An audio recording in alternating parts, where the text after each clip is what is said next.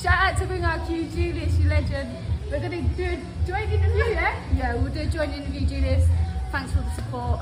You're a legend. From your girls, Raven and Ellie. Welcome to the motherfucking relay. We're covering today's top boxing news. Okay, we'll start with this. Set to return to action at the very end of this month on the 27th at the Harrow Leisure Center. The Omen returns. Raven Chapman is returning to action following her two back-to-back losses to Skye Nicholson and Karis Ardingstall. The Skye Nicholson fight I understood, because Raven Chapman was the interim champion at the time. She was Skye's mandatory challenger. But taking on Karis Ardingstall right after that was ill-advised. That was unnecessary, sporting a professional record of 9 wins with 2 losses and no draws, 2 recorded knockouts, having never been knocked out in 11 professional bouts. Last in action in March of last year, well over a year ago. We haven't seen much of Raven since then. We haven't seen much of Karis either. Karis is the one that won the fight. She's the one with the big-time promotional outfit. I wonder if she's still with Boxer or not.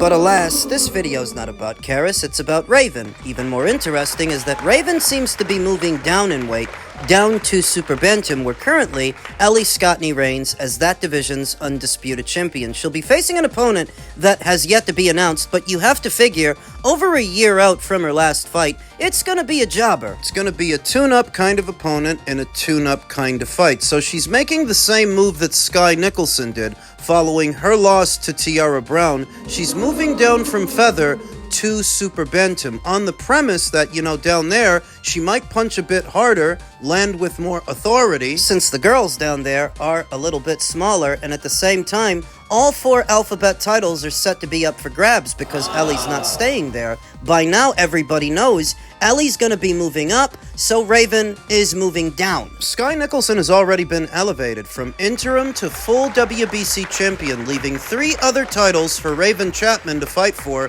if she hits the gas and gets in line before this year is out. The promoter of the show, Premier Promotions and Management, are going to be the ones at the helm of the promotion, a small, well-to-do, local promotional outfit over there in the United Kingdom. In previous years, Raven Chapman has boxed with anyone from Matchroom over to Queensbury, but following these 2 back-to-back losses, it has set her back some, and her next fight likely won't be televised by any major broadcaster. Raven Chapman, best described as a rather fleet-of-foot pressure fighter, bordering on a boxer-puncher, because she's got a pressure fighter's volume and aggression, but she's got a boxer-puncher's footwork and agility. There's nothing written anywhere that says she can't be a bit of both, yield properties from both base styles, which will service her well. 2 back-to-back losses to Skye Nicholson and Karis Ardingstall are nothing to be ashamed of. Those are 2 of the better fighters anywhere at or around these weights. But perhaps what Raven needs to do now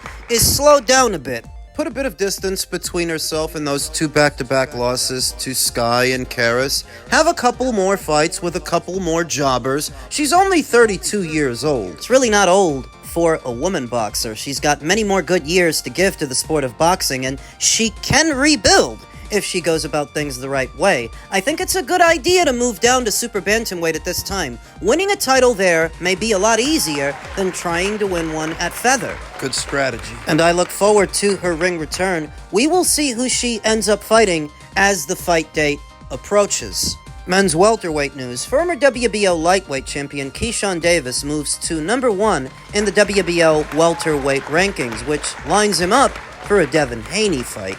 In its newest rankings, WBO has installed Keyshawn Davis as its number 1 contender at welterweight, making him the mandatory challenger to WBO champion Devin Haney. After struggling to make weight consistently, 2021 Olympic silver medalist Davis announced his intentions to move to welterweight following his win over Nair Albright in May of this year. Davis replaces previous number 1 Jack Catterall, who claimed the WBA's regular welterweight title with a UD over Shakram Giyasov, who he outclassed not but a little over a week ago. Holding that WBA regular title effectively ejects him from the WBO's rank standings, allowing Keyshawn Davis to move up to number 1, who finally shows some semblance of a trajectory in his young boxing career. Because between the Jermaine Ortiz fight and the Nair Albright fight, it just seemed like Keyshawn was fighting just to fight aimlessly, with no real trajectory, no real direction, whereas now, we've got a good idea what he's gunning for. He's wanted the big names at welter, like Devin Haney. This affords him a chance to get him. Keyshawn Davis, who is still promoted by Top Rank, and Top Rank, who's always had a good working relationship with the WBO, nowhere near as dubious as what you see with the PBC and the WBA. WBA may as well be another arm of promotion for them, as many favors as they do. And the WBC alongside them. So yeah. You could say that the WBO have a good working relationship with Top Rank, but nowhere near as dubious and unethical as what the other sanctioning bodies do. Keyshawn Davis is now number 1 at 147 via the WBO, making him Devin Haney's problem. Devin Haney, who some months ago was in negotiations to unify titles with Rolly Romero, but those talks fell apart. Still a network and promotional free agent. He was last in action on one of Turki LL Sheik's shows. Strange that Turki didn't decide to get involved for what could have been the Rolly Romero fight. Why would he? Opposite the ring, Brian Norman, Devin Haney pitched all but a shutout. Oddly enough, though, as dominant as he was, it wasn't entertaining. You can win a dominant victory and still fight a safety-first fight that doesn't have any ebbs and flows or any dramatic moments, and Devin's not a knockout merchant, so don't expect him. Not gonna go out there looking to take the other guy's head off. The bottom line is, even though Devin won his last fight and held up his end of the bargain in dominant fashion, still boring. Still fucking boring. And maybe that's why Turki didn't decide to get involved for what could have been the Rolly Romero fight. The issue there was money. According to Rolly, Devin wanted too much fucking money, which I actually believe. Now, he might soon find himself under orders to satisfy his mandatory challenger, Keyshawn Davis, who still is promoted by Top Rank. Will Turki LL Sheik decide to get involved with this fight? Because if he doesn't, Devin's fucked. Top Rank isn't gonna overpay him to satisfy his ego and his inflated sense of self. If they do that fight, they're gonna do it at market value. Regular price. Not what Turki pays for a fight. I don't imagine Devin and Bill like it at all being painted into a corner like this by the WBO, but they're just doing what they're supposed to do. This is a good example of a sanctioning body actually doing its job, not letting the champion just have their pick of the litter for an undisclosed amount of time, moving their own rank standings along the way they're supposed to, and issuing out orders that make sense, because it's been well over a year since Rolly Romero's last fight. Ryan, he's all tied up in negotiations for a fight against Conor Benn, who hasn't even fought at this weight in 3 or 4 years? Make of that what you will. The IBF champion is on his way to Australia to defend his title against former champion Liam Pato. What I'm getting at is the welterweight division is stale. It needs for something to happen, something interesting. This has to be, by and large, the worst era of welterweights I've ever seen. So if the WBO is helping the situation out by ordering a fight between Keyshawn and Devin, fuck it. Who wins the fight? Pains me to say this, but stylistically, Devin's got the edge, and in terms of experience, he's got Keyshawn beat, and he's got him beat by a lot. He's been a champion at 3 weights, where Keyshawn has only been a champion in 1. He's been in there with the better fighters consistently across 3 weight classes, where Keyshawn, in many ways, is still just getting started. So you have to give Devin the edge and experience, and in terms of styles, he's got the right style for the job. Devin is a safety-first, pure boxer, whereas Keyshawn Davis is a rather hard-punching boxer-puncher. Pure boxers usually beat boxer-punchers, a la Shakur Stevenson versus Teofimo Lopez, Devin versus Regis Prograis. Pure boxers usually beat boxer-punchers, and that's what Keyshawn Davis is. Keyshawn is not that reckless fighter that's just going to go out there swinging for the fences, winging shots, throwing punches and bunches the way a William Zepeda would. He's not a pressure guy. He's a sharpshooter.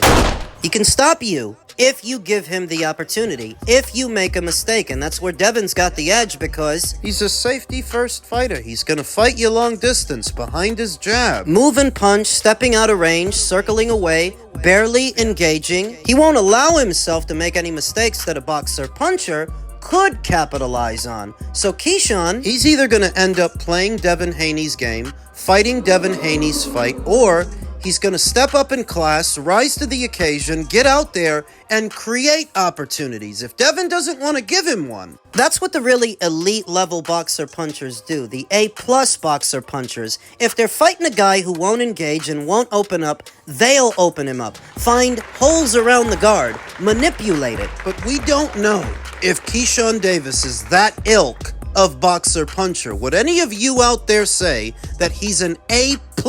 Have you already seen enough between 135 and 140 in the short while he's been a professional that you could say wholeheartedly, this guy's an A+ boxer puncher? I don't think so. I can't say that. And I like his style. I like the way he fights. I would actually prefer to see his fights over Devin's, but that doesn't mean that he beats Devin, because he's more entertaining. William Zepeda is a more entertaining fighter than Shakur, but Shakur beat him. You could say the same thing about Brian Norman and Devin Haney. Brian's more fun to watch, but Devin beat him. And he might beat Keyshawn if he is so forced into a situation by the WBO. He might beat him. I think that they've both respectively hit their ceilings. In the welterweight division, Keyshawn Davis and Devin Haney. Keyshawn has done very, very little as a 140-pound fighter, and Devin hits like a bitch. Devin doesn't have the punching power or the physical dimensions to keep moving up the junior middle and middle. Keyshawn, he actually has power, but how much of it is going to carry up beyond 147? I think he's lucky that today's welterweight division is primarily comprised of smaller fighters that moved up, like Devin and Ryan and Rolly. Bunch of fucking retards. These are not true welterweights. These are smaller fighters who moved up from lighter weights. It's like the Mayweather era all over again. And I think that collectively, Devin Haney and Keyshawn Davis have both hit their ceiling now that they're both campaigning as welterweights. Moving up beyond that, they'd be tiny at 154 and even more tiny at 160. This is where Keyshawn Davis caps out, I think, in what could be the biggest fight of his career against the biggest name, the best fighter that he would have fought. Yeah, you could say that. You know, Keyshawn punches really hard, and if he can land cleanly, if he can deliver that power, he absolutely can hurt Devin Haney. The problem is, Devin won't let him. He's going to stick that jab out there, stay behind it. Keyshawn would really have to turn it up for this fight. Be aggressive, be persistent, be prolific. Because the idea that you're going to sharpshoot a guy like this, you've got to step to him, stay with him, throw combinations, vary your attack from the head to the body, back to the head. Got to really put it on him. Is Keyshawn ready for this? I don't know, but I think he'll relish the opportunity to find out. Men's super middleweight news, Terence Crawford gives his thoughts on the September 12th clash between Canelo Alvarez and Christian Mbilli, as Mbilli aims to defend his WBC title for the first time since being elevated to full champion after the sanctioning body stripped the former champion Crawford in December, days before his planned retirement. It's going to be a great fight, said Crawford. Mbilli puts on a lot of pressure. Canelo is going to show what type of shape he's in. Canelo is an all-time great, and I am looking forward to seeing how he bounces back. I am excited to watch the fight. Knowing Canelo, he doesn't want to end his career on a loss. I can see Canelo wanting to come back and prove himself and be that champion and leave on his own terms. Alvarez has already been installed as a negative 370 betting favorite by FanDuel, and Mbilli is a plus 260 underdog. Mbilli, 29-0 with 1 draw and 24 knockouts, was featured on the undercard of Canelo vs. Crawford in September at Allegiant Stadium in Vegas, meaning both Mbilli and Canelo will have been out over a year's time the night they face each other. So they've both got the same handicap, putting them on an even keel. Although Terence Crawford dismantled the much bigger Alvarez by UD, the Nebraska native wasn't over the moon with the career best win. I didn't think it was that much of a great performance, said Crawford. I know what I'm capable of. I'm capable of doing better, but I got the job done, and I am satisfied and happy with the win. I am happy with how my career went. I accomplished everything that I needed to accomplish. In the sport of boxing, it's been 5 months since the 38-year-old 5-weight world champion Crawford called it quits. But every time he mans the mic, the question of a potential comeback is always tossed his way. I'm enjoying the fruits of my labor after boxing for 30 years. It's a great feeling. I always said that I would suffer in training and live better later on in life, said Crawford. Luckily for me, I boxed because I wanted to box. The things that I set up prior to the Errol Spence Jr. fight, the Canelo fight, led me to not have to focus on, depending on boxing. So I'm blessed. It's the funniest thing with Crawford that he didn't necessarily generate or make as much as Floyd Mayweather did when Floyd was active, but in retirement, he seems to be in better economic standing than Floyd, and maybe it's because he's not as ostentatious as Floyd. He doesn't fuck off as much of his money as fast as Floyd does on gaudy jewelry and status symbols. What now sees Floyd Mayweather having to unretire at close to 50 years old. Now back over to Canelo and his upcoming fight with Christian Mbilli that David Benavidez' own father, Jose Benavidez, called a monster. Is he not a monster anymore because Canelo's fighting him? People still want to pretend that Canelo Alvarez is in the business of avoiding tough challenges when he's the one with the track record. He's the one with the long list of reigning champions that he took belts from. He's the one with the unification matches and the undisputed claim. He's the one who's been Ring Magazine and lineal champion before, having been in there with Hall of Famers. He's the four-weight world champion, and he didn't become one via email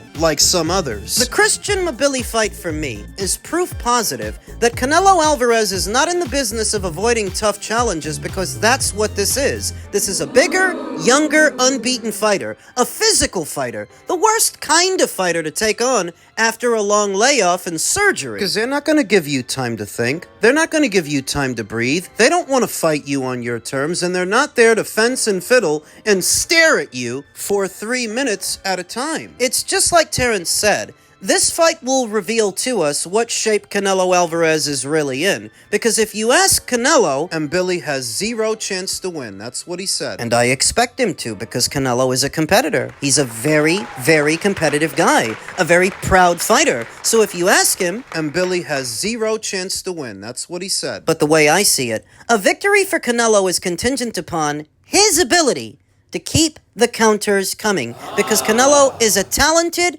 counterpuncher, but he's also in his mid-30s now, coming off a long layoff. So it's either you're going to be able to keep the counters coming, to keep up with Christian Mbilli, who's going to come right at you, or you're going to get overwhelmed, overrun, and run down, because you know how Christian Mbilli fights. You know what he's all about. Pressure. He's not the least bit subtle. Over the years, Canelo Alvarez's work rate has waned, to where he spends a lot more time picking his punches and loading up his shots to make sure that when he does land, he lands hard. And that's worked for him. Mostly. But it's noticeable how much his work rate has waned over the years. And if you waste that half a second loading up a shot, Mbilli's gonna shoot from the hip. You spend too much time tucked behind that guard, only letting go of the occasional counter, 1 and 2 punches at a time. Mbilli's throwing 3 and 4 punches. 4 and 5. Nobody's gonna convince me that this is a safe fight for Canelo Alvarez, that this is Canelo staying on easy street. There's nothing easy about fighting a guy